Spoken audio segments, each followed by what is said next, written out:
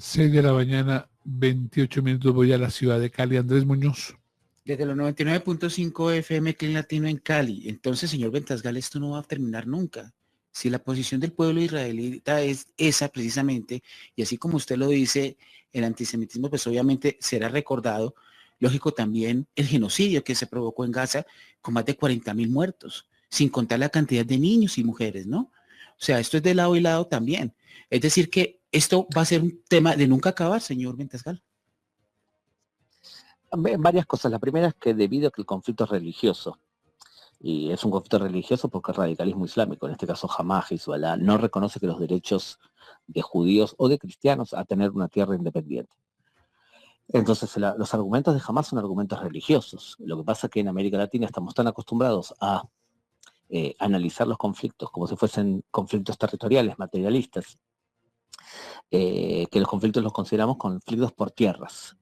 Bueno, es una forma primitiva de ver el conflicto cuando alguien dice que es un conflicto por tierras. Si tenés una formación en temas materialistas y pensás que los conflictos son por agua, por tierra, por petróleo, y en general le errás cuando analizás el Medio Oriente.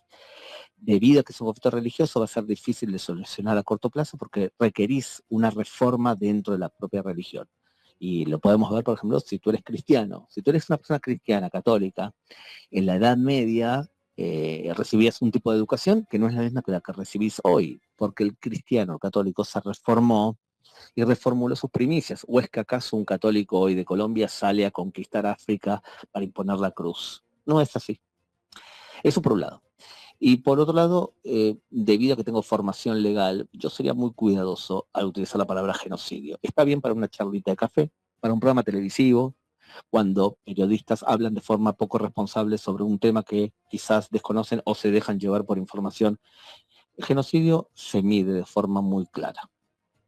El hecho de que personas utilicen y bastardeen la palabra genocidio va a traer consecuencias, porque cuando se bastardea el término genocidio, cuando hay genocidios reales, no se tratan ni se defienden.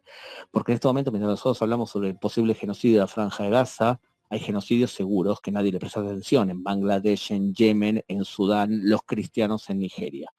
Para hacer un genocidio se necesita una intención clara de que hay un genocidio, se necesitan números y no las cifras que da Hamás, que son cifras no reales, a menos que le creas cuando un grupo terrorista te miente.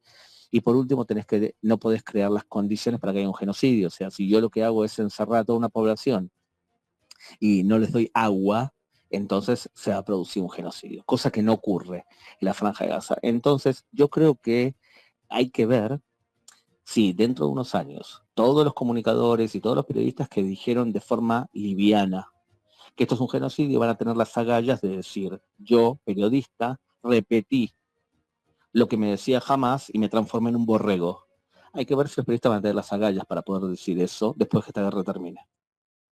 Entonces, señor Ventasgal, lo que está sucediendo en Gaza no es un genocidio, más de 40.000 personas muertas no es un genocidio, es parte de una guerra para usted. Es decir, que todos los niños que murieron inocentes, señor Ventasgal, ¿quiere decir eso que no es un genocidio lo que sucedió en Gaza? Discúlpeme, yo la verdad que como no lo conozco usted personalmente, no sé hasta qué punto es creíble su argumento. Y le voy a explicar por qué. Porque una persona que realmente se preocupa de los niños, se preocupa de los niños después de la guerra, durante la guerra y antes también.